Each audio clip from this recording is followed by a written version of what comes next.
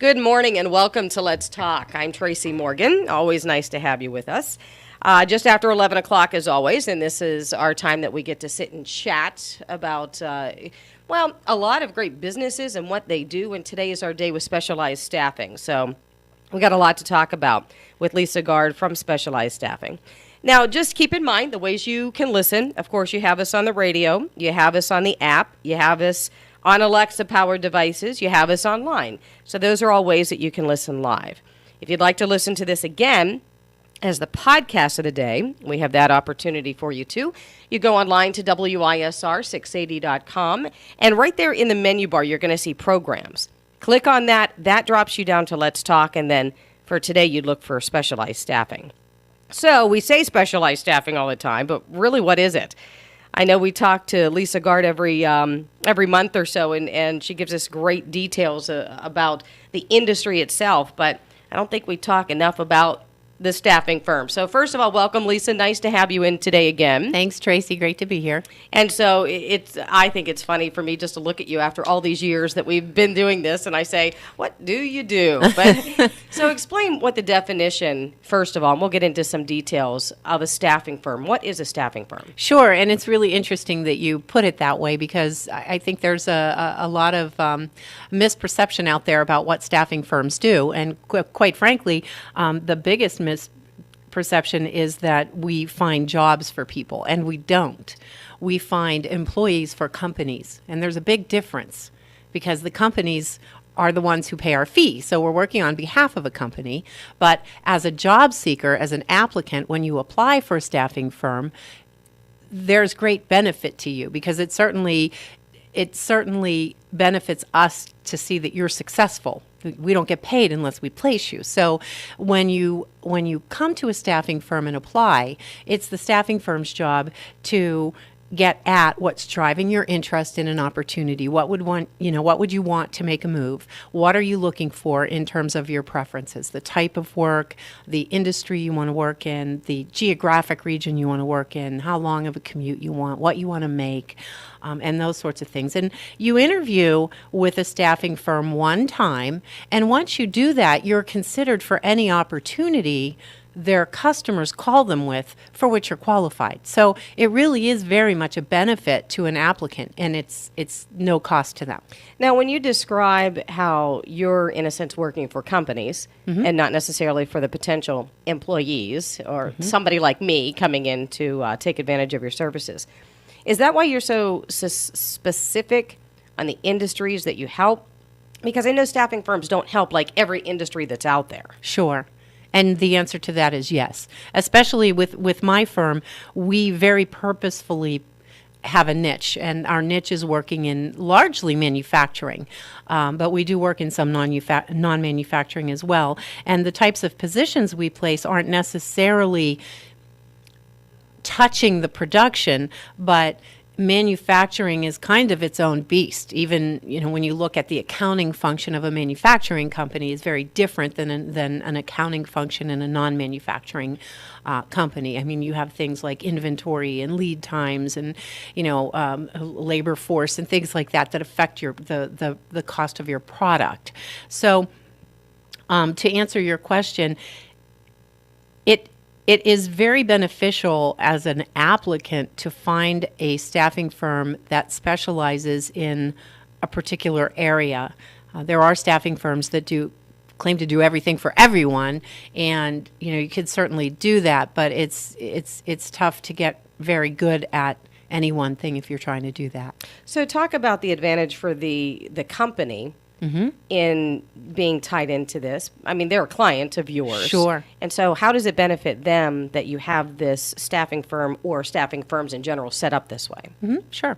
So our clients typically use us for a number of reasons. Oftentimes it's because they don't have the time and the resources to quickly identify candidates, and since that's all we do, oftentimes we have a database full of candidates who we've recently interviewed and who are interested in making a move. So there's that. We do the legwork up front for a company. So typically, if you think about it, if you're an employer and you have an opening, what's the first thing you're going to do? run an ad, right? Yeah. And then you've got to wait and see who responds to that ad. And with a staffing and especially a recruiting firm, that's not what we do. I mean, we will run ads, we will put job postings up on, the job boards, but that's fishing. And you're at the mercy of who sees those and who responds. We hunt. So when you're working with a professional recruiting firm, we're actually going out and finding individuals that meet the criteria you set forth as the client. And we're reaching out to those individuals, we're networking with them, we're educating them as to the opportunities, and we're ferreting out candidates as opposed to just, kind of waiting to see who responds to ads. And I'm thinking, and correct me if I'm wrong, would the online staffing firms be doing that as well? Because I'm going to ask you, because there is a benefit to coming in to seeing you, but is that what the online staffing firms are doing? Are they hunting? Because it seems like we put in our resume and then we're not sure where it goes when it's online. What I'm getting to is the benefit in coming in to see you is that you're talking with me. You're kind of getting a feel for who I am. Sure. To see if I am a good fit for the company. Sure, and it is definitely better to have some sort of a meeting, whether it's face-to-face or even on the phone with somebody at a recruiting firm or staffing firm. Now, we're a local firm, and many of the opportunities we have are local, and many of the candidates we're talking to are local. So, of course, we do have those face-to-face meetings. But we're also a recruiting firm regionally, and we have opportunities throughout the tri-state region, New York, Ohio, and Pennsylvania. And oftentimes, the initial conversations with our candidates are over the phone. And that's just due to their working, and they might live, anywhere in the country. So, and then, as long as those conversations go well, they fly in and they meet our clients. Oh, okay. So I'm glad you gave me that perspective, because I'll then pinpoint it for the benefit for us here in Butler, because we could come right into your office. Sure. And since we are right here and you are based here, even though, again, you talked Yes. about your expanded coverage, if you will, it is a great benefit for us to have you right here in Butler. Sure. Absolutely. And for the client, because we're meeting our candidates face-to-face. Many of them we're meeting face-to-face. So what do we need to do? I'll say me, if I'm coming into you to try to find a job, and even though your clients are the companies that are paying you to find somebody, what is it that I need when I come to apply with you? That's a great question. So, first of all, it's great if you have a resume. You want to have an updated resume that details your work history and is complete with dates and names of companies and locations. And then also references. You want to be prepared with references. We typically ask for at least 3 professional references, and we prefer professional references, people you've worked for or with. As well as when you go to apply for a job with a staffing firm, you also need your ID. You need 2 forms of ID, typically a driver's license and a social security card, and that's for the compliance with the Immigration Reform and Control Act, where you need to verify that you're eligible to work here in the United States. And since oftentimes when you're working with a staffing firm, you may be an employee of that staffing firm for a number of days before you're hired by their client. Technically, you're our employee, so we have to meet that that mandate. That's a federal mandate. And I don't want to go into details of that. That's a whole different show. But Sure. Let me ask you this. Is that something that's new, or is that something that's been around for a long time? Immigration Reform and Control, 1986. 1986. So it's been around. Because If you've been working here, you've had to provide that identification and proof that you're either a citizen or you're legally permitted to work here. So there's been nothing new added to that, or Nothing substantial. Just the Substantial, fact that okay. you've had to kind of prove who you are and that you're eligible to Gotcha. work here. That's been the same since '86. Okay, good. So once we apply to you, how do you work with someone like me? Because I know you probably have all of your tricks of the trade to work with your clients, Sure. of course, because you're hunting. But I'm now coming in having no idea how to do this because it's my first time with a staffing firm. Sure. So what do I expect? So you can expect to come in and have a formal job interview with a recruiter. And that job interview will focus on some of the things I mentioned before. What's driving your interest in making a move right now?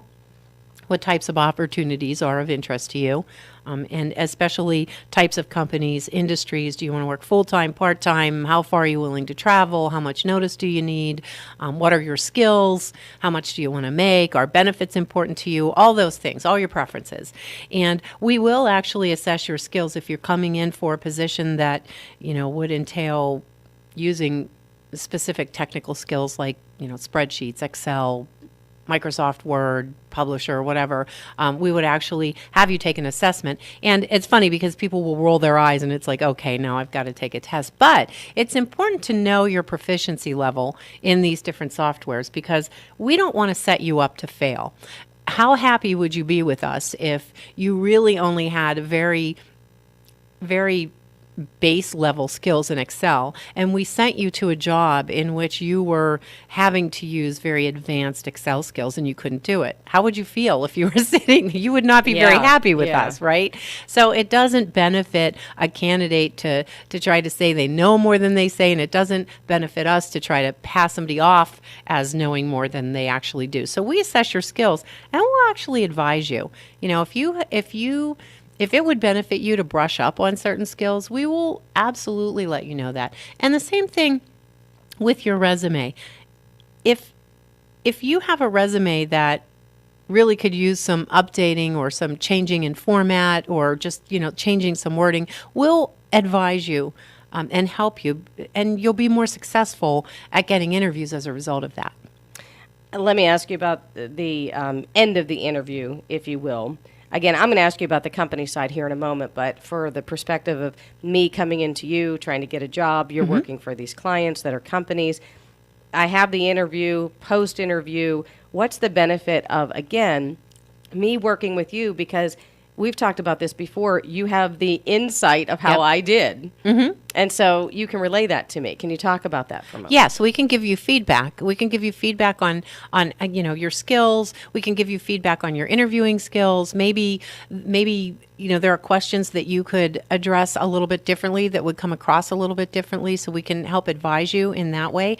But then also, and most importantly, as a result of this, we do we have our heads wrapped around what you're looking for based on what you've given us. And when those opportunities come in, we're not sending your resume to somebody through a search engine and having them look at your resume and say, okay, we want to, interview this person or not. We're actually picking up the phone and we're calling the hiring manager and we're saying, hey, you know what? We've looked and, we've talked to several candidates and we met with this one candidate. Her name's Tracy and she's got this experience and this is what her references have said about her. We use those references as marketing material because, it really helps for us to tell them what a rock star your references have told us you are. And that makes us very successful getting you in the door for the interview. Now, that said, now the ball's in your court. And you've got to go in and you've got to put your best foot forward. And we help you as much as we can in terms of preparing for that interview and to go in there. But we introduce you. We don't just send your resume. We introduce you to our clients. And so there is a difference between, in a sense, you being my manager and being a staffing firm. I mean, there's a distinct difference. It's almost like we're your agent. Yeah, right? Yep. Yeah, up to a certain point. Uh-huh. Yeah, up to a certain point. And so we're talking with Lisa Gard. She's the owner, of course, of Specialized Staffing. We're talking about what a staffing firm is. What does specialized staffing do? And I know we've been talking a lot, Lisa, about everything from the perspective of a potential employee. But how about the company? I've asked you a couple of questions, but if a company is listening or somebody is working for a company and they think this might be a good idea to get on board with your services, become a client of yours, how did they start the process with you? Sure. Well, our clients typically reach out to us via the phone or even our website. But typically there's a process if you have a vacancy that you'd like to explore partnering with us on. We typically get together with you and talk about the position and what's entailed, what the duties are, what the responsibilities are, what would make somebody successful in the role, what do they need to bring to the table in terms of technical skills, soft skills, cultural fit. We always talk about hiring for soft skills. You can teach technical skills. So, if it's a customer service position and it requires a specific software, if you have somebody that's really good at the software, but they don't have good people skills, it doesn't matter how much training you provide, they're not going to be successful. So is the people skills the soft skills? Like, Yep. how do you define soft skills? Soft skills are those skills that you can't teach. You just inherently have them. If you're a people person, you're a people person. If you're not, you're not. And if you're not a people person, you are not going to succeed in customer Sure, service, right? you Yeah. know, as much as you try. So, you know, what I'm getting at is you have two candidates. You have one candidate that has the software but doesn't have the people skills. And then you have a candidate that has the people skills but doesn't know the software. Well, you can take the candidate that has the people skills and teach them the software. You can teach them that. That's a learned skill. That's a technical skill. You cannot teach the person who knows the software how to deal with people. That is not a taught skill. You know, you can improve your people skills, but you know, if inherently, if you are a people person, you are going to be much more successful in a role like that. So we talk with our clients and identify what are the soft skills needed and what are the technical skills needed. Another good example of that is accounting. Soft skills, detail orientation, attention to detail. That's a soft skill. You either have that or you don't. I don't. I would fail miserably as an accountant. So my CPA, That's why you're getting accountant cried jobs, tears right? of Yeah. joy when I hired somebody to do my Nice. accounting. So Nice. yeah, so those are examples of soft skills. And so, what response have you gotten from companies? You don't have to name anybody in particular, but what do they say to you whenever you have a successful match, and it does become a benefit to them? Sure. Well, the biggest thing is they come back when they have another need. So that, you know, we have a lot of repeat business, a lot of repeat clients, and we get a lot of referrals from our clients who refer us to other businesses. So, you know, that's a sign of success as well. But, you know, our clients, like I said, they use us for various reasons. Sometimes they have spikes in business for which they don't necessarily have headcount. And they need to bring, you know, someone or several people in for a project. So sometimes they'll call us for that reason. Sometimes they call us because they have you know, I hate to say permanent because there's no such thing as permanent, but, you know, they have a permanent opening they're looking to fill. And they like the way we do the legwork. We narrow the initial response, you know, because you run an ad, you could get hundreds of responses or you could get none. And depending on that, if there are hundreds of responses, we take the time to weed through them and narrow down to the top candidates. If there's no response, then that's when we kick into hunting mode and we go out and we seek these candidates. So they use us for that reason, but also too, you know, there's a, you know, especially in the staffing end of it, there is it's called contract to hire, and where we're actually leasing the employee to the client for 90 days before they actually take them on permanent. That's a working interview. That's 90 days for both the employee to make sure they like working there before they commit, and that's also the client's opportunity to basically, you know, evaluate this employee for the first 90 days before they commit to hiring them. And that can be a little scary to people, you know, but if we're doing our job, you don't really have anything to worry about there because, you know, you could go get your own job, and if you're not successful at it, you're going to be gone within the first 90 days. That's your probationary period. So if we're doing our job correctly and we're assessing your skills correctly and we're evaluating what it is that's going to make you successful in a position, it does not benefit us to send you somewhere and just hope you work out. It's our goal to make sure that when we place you at that 90-day mark, you know, our client is taking you onto their payroll.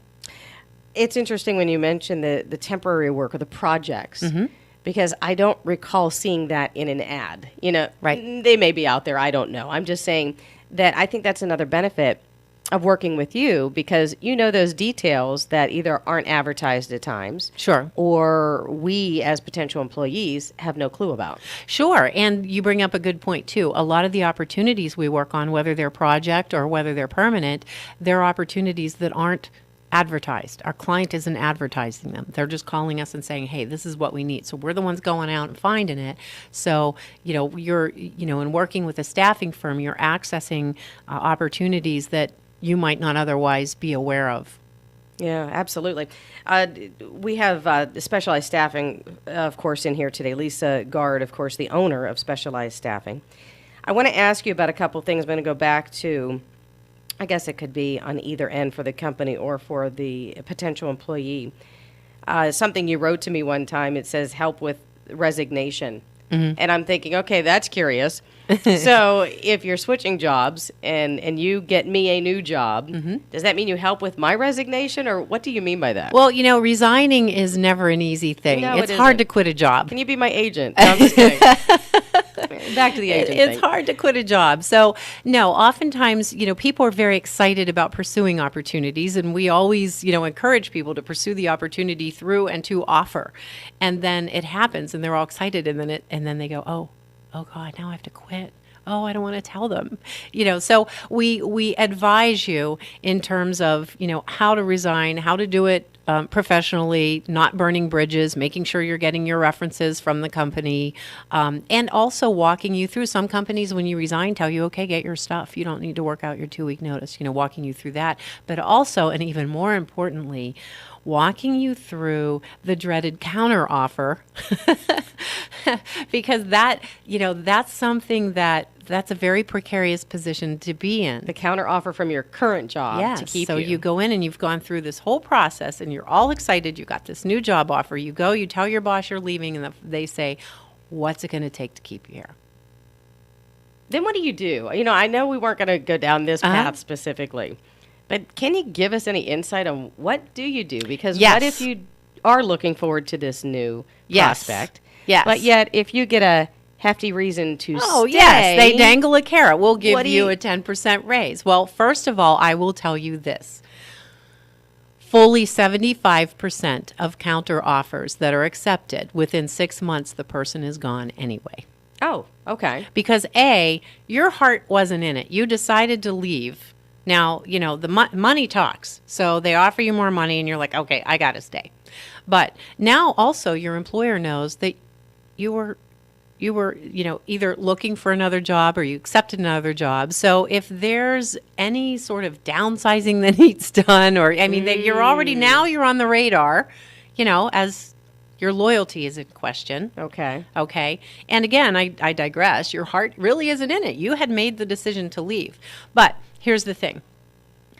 If you're given a counteroffer, I always advise my candidates who get a counteroffer to respond to their employer by saying, okay, look, I made a commitment to this company. And maybe I wasn't looking. They approached me. I made this commitment. I feel I need to honor the commitment. But let me ask you something. If within the first 90 days it's not working out, can I come back? So you're leaving the door open at least. Well, and if they say yes, then great. If they say no, then basically they were just trying to keep you because they didn't want a vacant hole Position, to fill. yeah. Yeah. Interesting. Yep. Yeah, that is interesting. So, again, talk to Lisa if you want to know more about that, because, or any of her great We could probably have a whole employees. show on resigning your job, let's right? do that, right? So one more thing I wanted to ask you before I ask you about current positions with specialized staffing.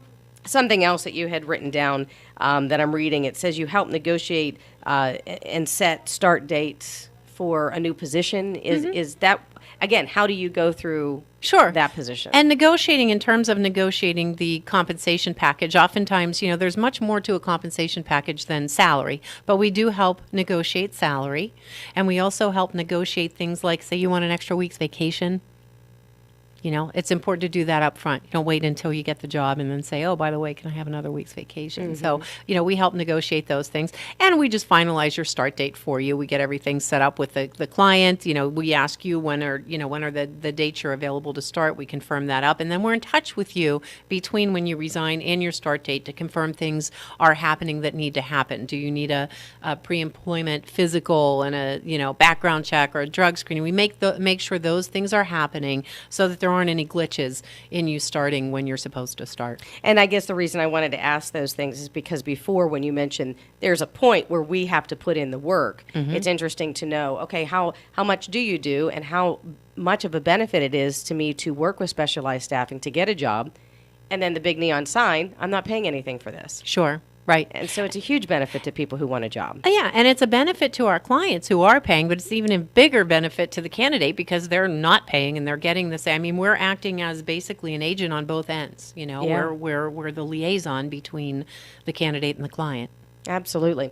Lisa Gard, Specialized Staffing, just about 5 minutes with you left. Let's talk about your current opportunities that you do have in case people are searching. Sure. And we have a lot of current local opportunities. We've got clerical opportunities, many of them in Saxonburg. General clerical. We have an executive administrative assistant position for a company in Saxonburg. We have both an accounting assistant and a purchasing assistant for a company in Saxonburg. We've got a manufacturing company here in Butler that we're hiring an inside sales / customer service rep for. And again, that's specific to manufacturing. All of the opportunities I just mentioned are with manufacturing companies. And then we move into Cranberry and Zelienople. We're looking for an accountant and also a senior accountant / assistant controller for a manufacturing company in Zelienople. Also, a large international manufacturing company here in Butler County. We are looking for a legal compliance officer and various positions in design engineering, a lot of them with a mechanical twist to them, but and also production supervisors here locally. Let me ask you this one question, because if we do want to find a new job and we're currently employed, again, I see it as a benefit. I don't know what your opinion is on this, but I see it as a benefit to go to specialized staffing because in my mind, I would think that maybe my current employer would not know. If I don't want that to be known, because I Sure. don't want to be out on the street Yeah. if my boss does find out. Is that true? Is that not true? Most of our successful placements are people who were working when we either found them or they came to us. And absolutely it's true because and the benefit of that is twofold. We keep you confidential. We do maintain your confidentiality. You do not want your resume sent somewhere where it's going to be laying on somebody's desk or, on a conference room table somewhere. And you also don't want your resume plastered out there all over Monster and, Career Builder. So when you're working with a professional recruiter, your identity is kept confidential. So there's that benefit. But also, there is the benefit of just, I guess, being able to do this quietly. well, quietly, but also on the company side, there's the benefit that sometimes positions aren't made public for a Okay. number of Yeah. reasons. I mean, okay, let's say worst case scenario, there's an incumbent, there's Yeah, somebody in the right. position, and it'd be tough to read your own job description on Monster, and realize that it You're could gonna be be out on you, the right? street, yeah, So there's absolutely. that reason, but also too, sometimes companies are planning for openings or planning for changes that they haven't had an opportunity to fully disclose to everybody, and they're getting their ducks in a row, seeing what candidates are out there, and they want to do that, with the benefit of maintaining confidentiality as well. So, Lisa, to wrap up our time today, because you mentioned the job openings that you have, you mentioned that companies can get in touch with you via online. We can check you out online. So let's just wrap up our conversation talking about you being online and how do we find out how to contact you. You can visit us online at www.thebestworkwithus.com. We also have a Facebook page, Specialized Staffing and Industry Recruiters. We're on LinkedIn as well. And so you can access us any number of those ways. For applicants, our website, thebestworkwithus.com, there's a portal on that website that's myspecializedcareer.com. And that's also a one-stop kind of click shop where you can access different resources like resume templates. You fill in the blanks and you have a resume. You can access information about training that's available. There are monthly webinars that you can attend for free on different topics like how to format a resume or how to prepare for an interview or how to negotiate an offer or how to adjust to your new job, all those types of topics. And that's, at least once a month there's a webinar you can attend and lots of other resources as well. And that's myspecializedcareer.com, and that's a portal on thebestworkwithus.com. Lisa Gard, Specialized Staffing. Always great to talk to you, and thank you. Thank you, Tracy. Always great to be here. Yeah, and folks, thank you very much for joining us. Again, this is our podcast of the day. So if you would like to hear this entire show again or bits and pieces of it, you can get that online at WISR680.com. Thanks so much for joining us. I'm Tracy Morgan with Let's Talk.